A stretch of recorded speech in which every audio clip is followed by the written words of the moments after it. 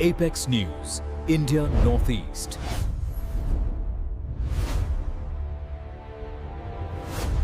Good evening, viewers. This is Apex News India. I am Deepika Islingdor, welcoming you to the news. Let us first take a look at the headlines.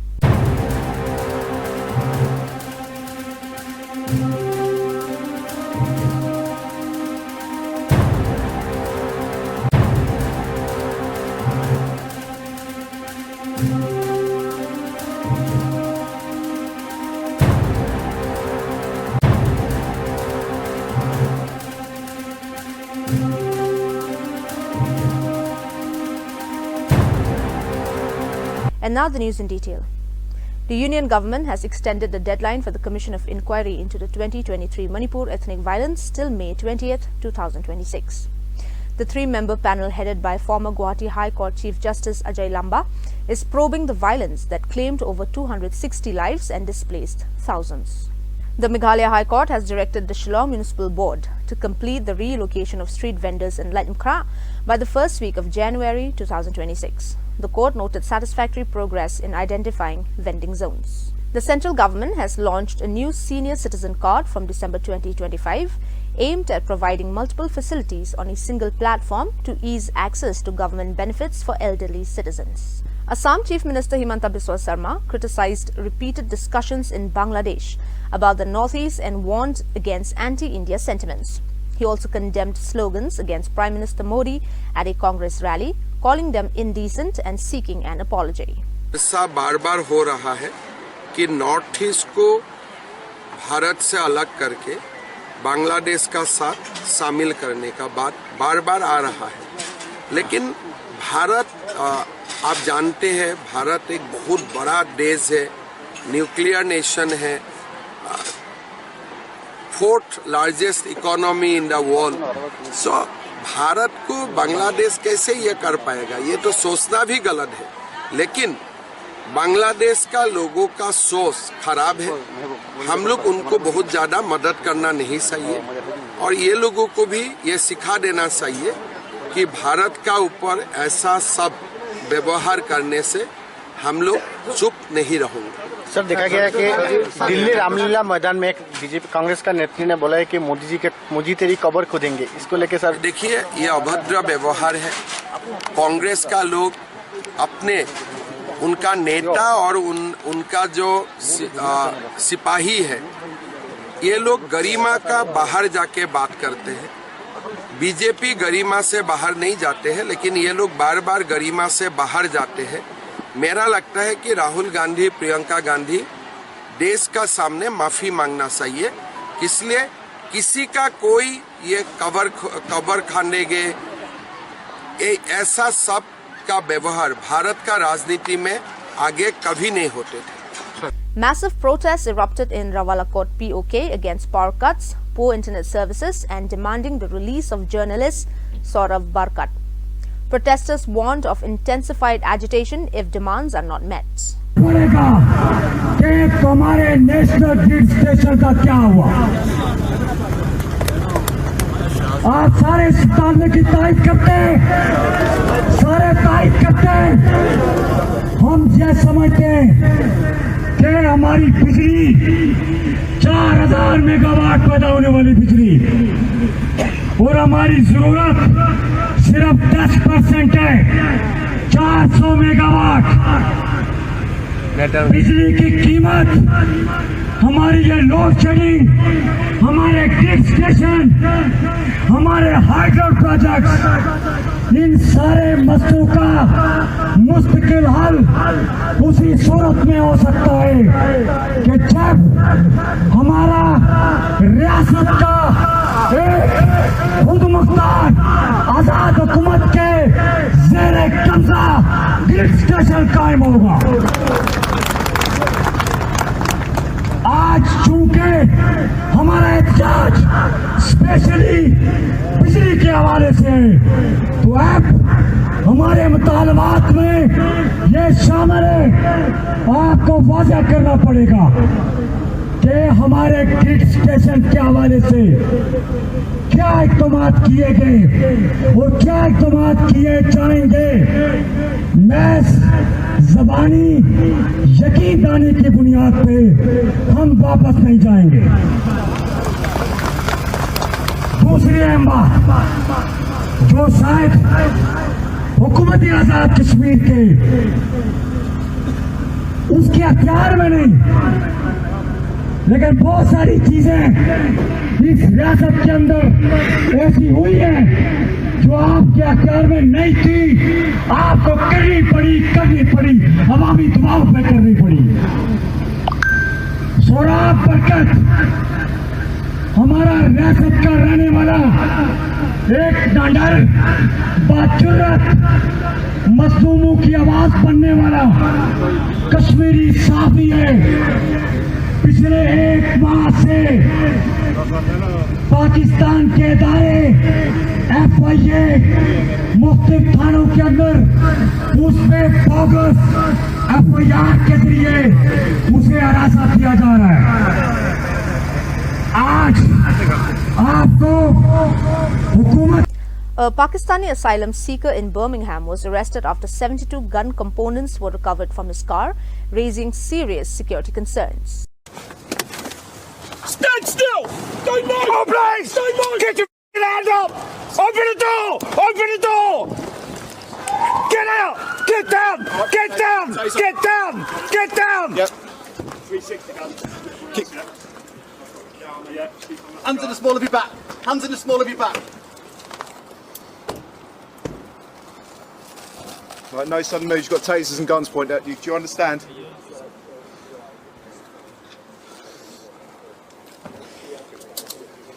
Alright, I'm going to get you up on your side, alright? One secure. Delhi police arrested 10 members of an international cyber fraud gang involved in digital arrest scams.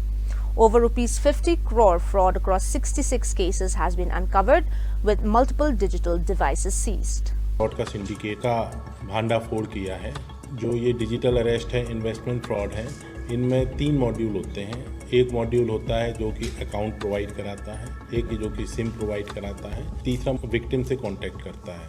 तो मुझे बताते हुए बहुत ही हर्ष हो रहा है कि हमने 2 मॉड्यूल जो हैं, जो अकाउंट प्रोवाइड कराने वाले और सिम प्रोवाइड कराने वाले, इनको पूरी तरीके से ट्रैक कर लिया है और सभी जो इसमें सम्मिलित लोग हैं, मुख्य आरोपियों ने पकड़ लिया है। जो तीसरा मॉड्यूल है, जो कॉल करते हैं, कांटेक्ट करते हैं, उसमें हमारे पास पुख्ता लीड है और जल्द ही हम उस मॉड्यूल को भी ध्वस्त कर देंगे।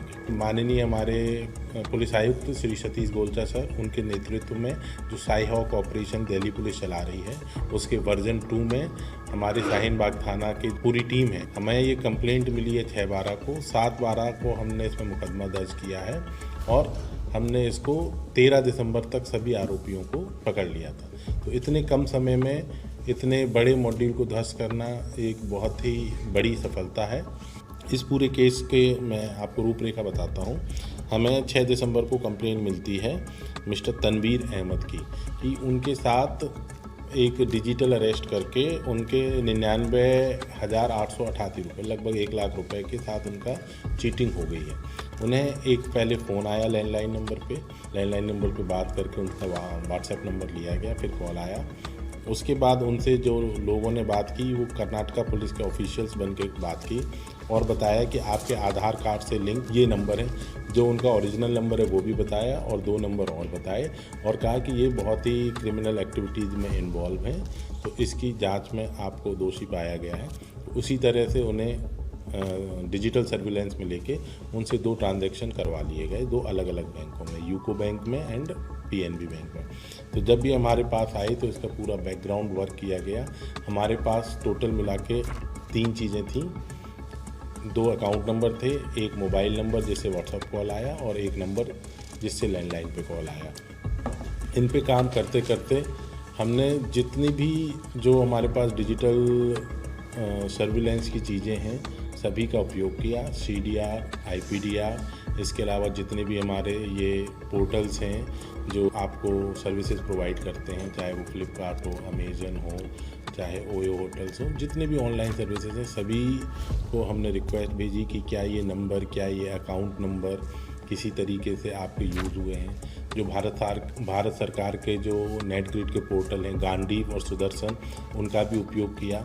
इन सभी का उपयोग करके हमने कुल मिला के 5 मुख्य आरोपियों पे फोकस किया और 4 लोग वो थे जिन्होंने क्या बोलते हैं, जिनके नाम पे अकाउंट खोले गए थे, जो न्यू अकाउंट होल्डर थे या जिन्होंने अकाउंट खुलवाए थे। इस पूरे ऑपरेशंस में हमारी जो टीमें हैं 7 राज्यों में गई हैं और हर जगह से अलग अलग जगह से गिरफ्तारी की। 6 इंडिविजुअल हमने अरेस्ट किए हैं और जो मास्टरमाइंड हैं मोहम्मद बुरगारी और मोहम्मद साहिद, इनसे कुल 66 कंप्लेंट लिंक पाई गई हैं एनसीआरपी की और उन 66 कंप्लेंट का जो टोटल चीटेड अमाउंट है 50 करोड़ से ज़्यादा है।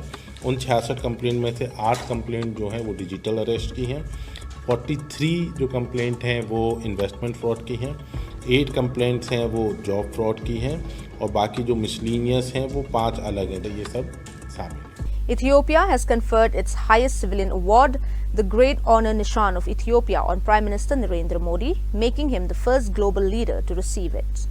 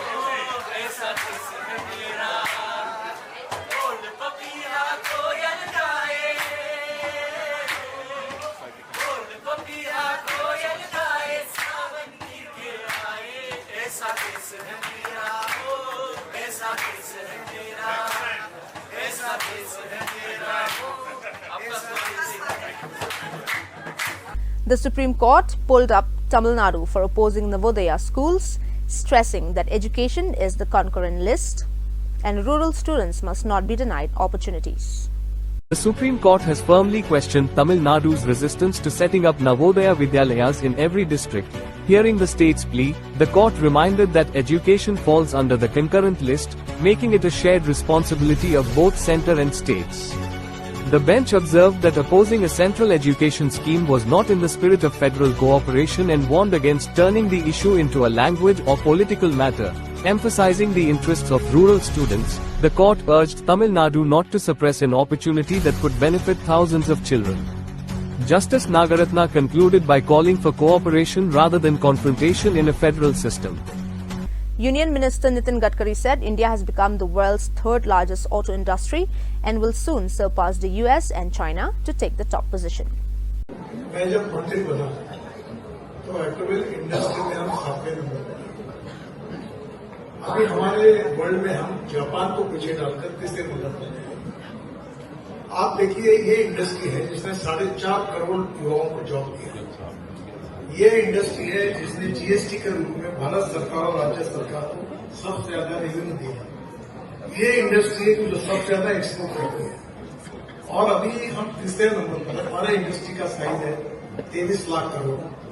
फर्स्ट नंबर पर USA 79 lakh crore, second China है, उनका 49 लाख करोड़ और अभी हमने तय किया है कि हम वर्ल्ड में पहले नंबर पर जाएंगे। ये मिशन उद्देश्य रखा है। अब मुझे बताइए कि आत्मनिर्भर भारत जब भी बनेगा, जब एक्सपोर्ट बढ़ेगा, रोजगार निर्माण होगा, ग्रोथ आएगी, पर कैपिटा इनकम बढ़ेगा, वहां हम तैयार होकर बोल दे रहे हैं। Heavy rainfall turned Iran's Hormuz island, Red Beach, into a striking visual spectacle due to high iron oxide content in the soil.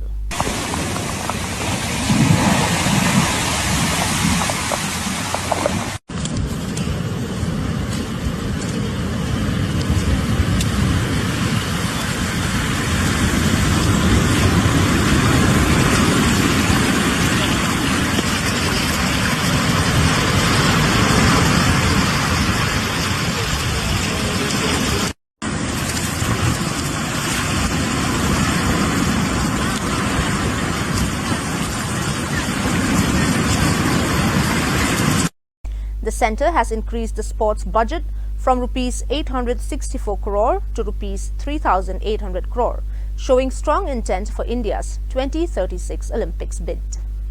और मोदी सरकार ने पहले दिन से कहा कि भारत खिलता हुआ और खेलता हुआ देश है।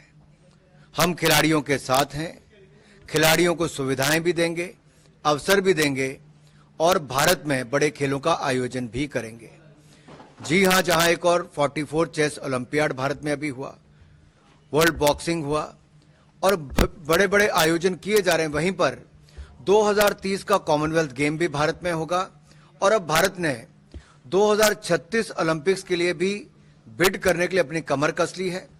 नरेंद्र मोदी सरकार ने खेलों का बजट 864 करोड़ से बढ़ाकर 3800 करोड़ से ज्यादा कर दिया है।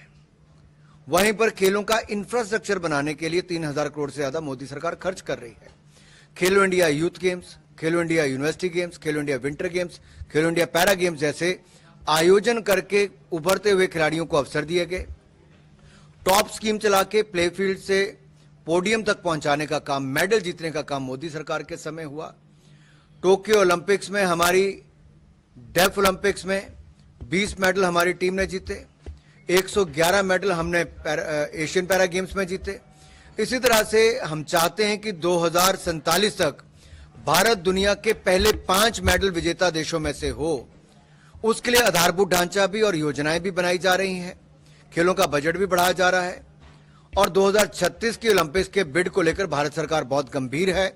आईओए के सहयोग हम करेंगे ताकि भारत में खेलों का आयोजन 2036 के ओलंपिक्स का हो। Indonesia has destroyed Chinese vessels found illegally fishing in its territorial waters.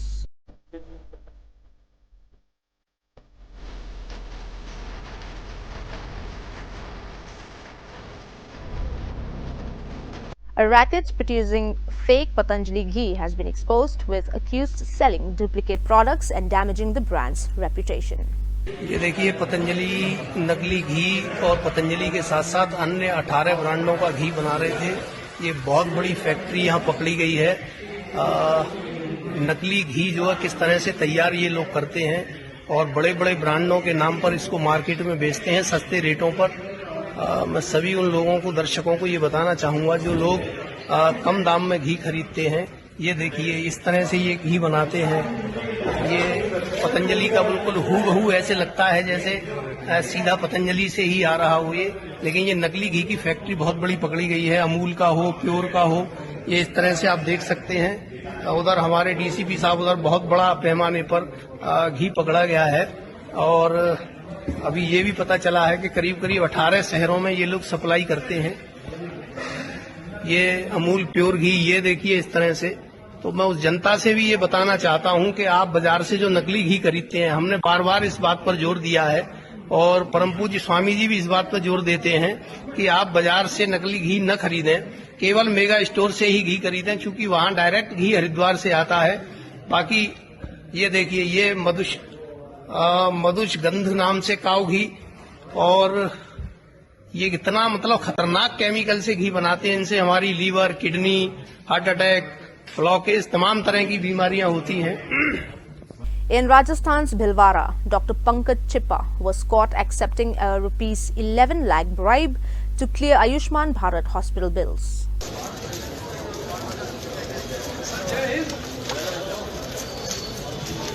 ये वही डॉक्टर पंकज है जिन्होंने कल 11 लाख रुपए की रिश्वत ली थी।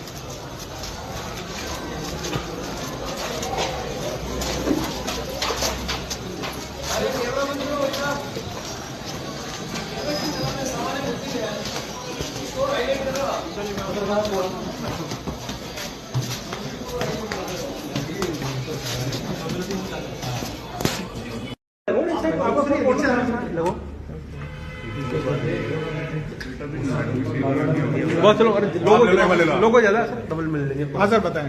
जी सर बताएं। जी, हमारे डीजी साहब माननीय गोविंद गुप्ता साहब के निर्देशन में कि भाई जो हॉस्पिटलों में जो सरकार की तरफ से निःशुल्क दवाओं की जो योजनाएं चल रही हैं, इनसे संबंधित अगर किसी प्रकार का कोई करप्शन वगैरह हो तो उसमें सार्थक और बढ़िया प्रभावी कार्रवाई करें। उस संदर्भ में श्रीमान डीजी साहब के निर्देशानुसार और हमारे एसपी साहब है मामर सिंह जी राणावत, उनके सुपरविजन में ऐसी हमारे पास सूचना आई कि सिद्धि विनायक हॉस्पिटल है भीलवाड़ा में, उस हॉस्पिटल में जो आयुष्मान योजना है, जहां पर गरीब लोगों का आयुष्मान कार्ड धारकों का इलाज किया जाता है और उनका जो भुगतान है वह राज्य सरकार के द्वारा किया जाता है। तो उस भुगतान के संबंध में डॉक्टर पंकज छिपा करके यहाँ पे एक प्राइवेट डॉक्टर है, उसने हॉस्पिटल के मैनेजर से संपर्क किया और उसको बताया कि भाई आपके द्वारा जो बिल सबमिट किए गए हैं आयुष्मान पोर्टल के तहत, उसमें अनियमितताएं हैं। यदि आप मुझे और मेरे साथी डॉक्टर कुलदीप जो जयपुर में बैठता है, इनका साथी है, यदि तुम हमारे को 14 लाख रुपए दोगे तो हम तुम्हारी अनियमितताएं भी ड्रॉप कर देंगे और तुम्हारा जो बिल है वो भी पेमेंट कर देंगे और तुम्हारे हॉस्पिटल को डी पैनल भी नहीं होने देंगे। इस संबंध में उसने शिकायत दी, सत्यापन करवाया गया, तो आरोपी जो है 11 लाख रुपए रिश्वत राशि लेने पर सहमत हुआ। 14 लाख की उसकी पहले मांग थी, फिर इसने कहा 11 लाख रुपए में मैं सहमत हो जाऊंगा। तो 11 लाख रुपए में से 9.5 लाख रुपए उसने अपने साथी कुलदीप के नाम के लिए, डॉक्टर कुलदीप के नाम से, और 1.5 लाख रुपए स्वयं के नाम से लिए। इस प्रकार आज 11 लाख रुपए परिवादी द्वारा पेश किए गए और फिर रिश्वत राशि के रूप में उसको देके भेजा गया।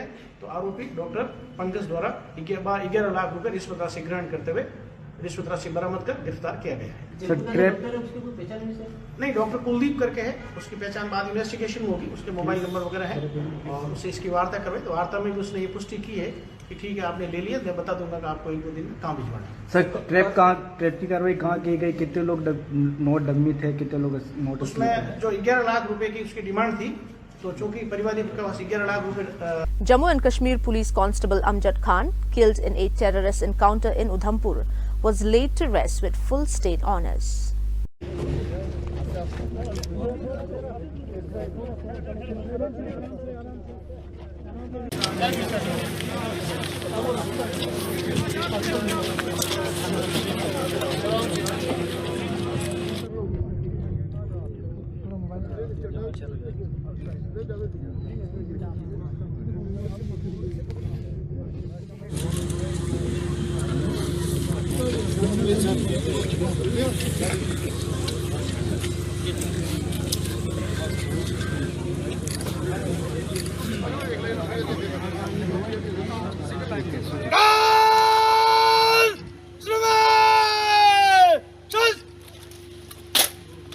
At Victory Day celebrations, Bangladesh's envoy paid tribute to 1,668 Indian soldiers who died during Bangladesh's liberation war. In all humility, I'd like to thank each of you as friends of Bangladesh for joining us. This is a day of sadness for many and for joy for many more.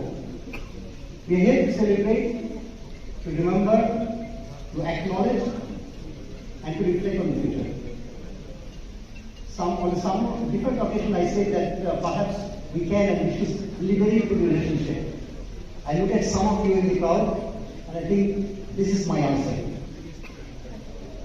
Our tribute to all freedom fighters, we call them Mukti Yoddha, including Veeranganas. Often we do not speak much about them. They are basically female freedom fighters. That included over 1,100 Bengali intellectuals during the war, who we lost in cold-blooded murder.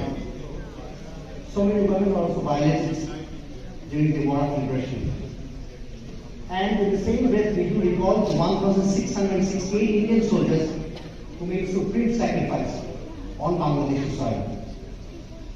Now, 1971 war, we fought and we believe and we are made to believe that this is only a battlefield stuff.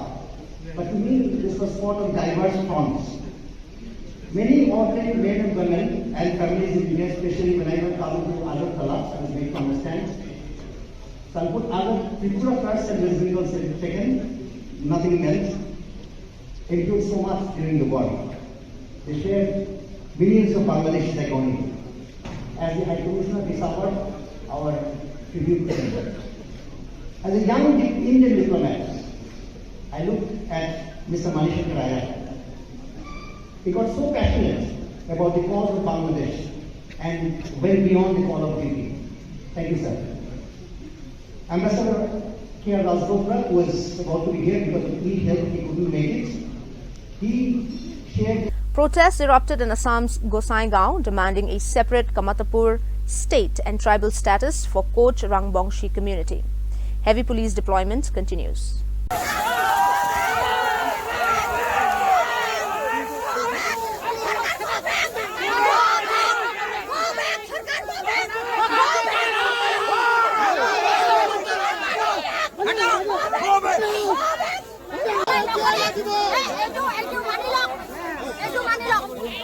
Time to কি time আমার না লাগে আমি আজ কি কাম করব শুনতে লাগে নহয় এসপ্তাহ কাম নাই এখন যে কাম নাই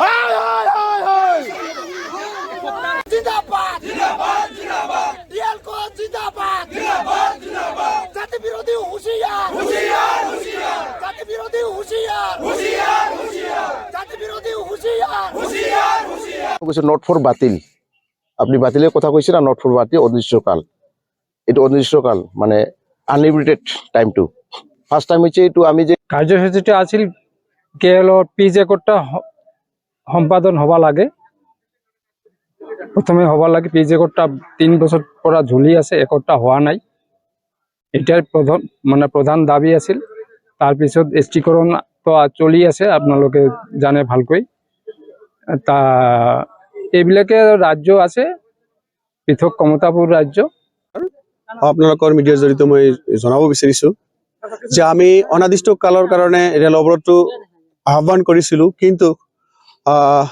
গভৰ্ণমেণ্টৰ অৱহেলাৰ কাৰণে আজি 3 বছৰ ধৰি কেএল প্ৰধান জীবন সিং কোচ মহোদয় আৰু কেএল প্ৰধান মানে ডিএল কোচ মহাশয়ে অন্ধকাৰত আছে Qatar police seized 90,000 yaba tablets worth rupees 26 crore and arrested 2 smugglers. In a separate operation, 86 kg of opium was recovered in Kamrup district. আমি কালি এখন ট্ৰাক এখন ৰাতি আমি এটা ইনপুট পাইছিলো ট্ৰাকৰ নাম্বাৰ হল AS01FC0018 এই ট্ৰাকখনত আমি ইনপুট পাইছিলো যে মিজোৰাম চাম্পাইৰ পৰা নাৰ্কটিক কন্ট্ৰাবেন্ড আহা বুলি আমি খবৰ পাইছিলো হেমতে আমাৰ ডিস্ট্ৰিক্টৰ বিভিন্ন জায়গাত আমি নাকা পইণ্ট সেট কৰিছিলো আমি ৰংপুৰ যোনটো আমাৰ পিপি আছে তাৰ ফ্ৰণ্টতে আমি গাড়ীখন আমি ইন্টাৰসেপ্ট কৰাৰ পিছত আমি ট্ৰাকৰ ভিতৰ সাইডে আমি দেখিলো যে সিক্ৰেট চেম্বাৰ আছে সিক্ৰেট চেম্বাৰত আমি থৰলি এনডিপিএছ প্ৰচিডিউৰ মতে আমি এটা সাৰ্চ কৰিলোঁ। কৰোঁতে আমি তাতে 90,000 ইয়াবা টেবলেট পাইছোঁ আৰু তাৰ মাৰ্কেট ভেলু 26 crores হয়। আৰু তাৰ লগতে আমি দুজনক আটক কৰিছোঁ, ডালিমুদ্দিন লস্কৰ আৰু আবিদ চুলতান বৰভূঞা। এই দুজন ধলাইৰ বাসিন্দা হয় আৰু তেওঁলোকে যোনটো কণ্ট্ৰাবেণ্ড আছিলে সেইটো গুৱাহাটী চাইডে লৈ যোৱা উদ্দেশ্য আছিল। Well, dear viewers, that is all we have for you today. Until we meet again, thank you for watching. Apex News, India Northeast.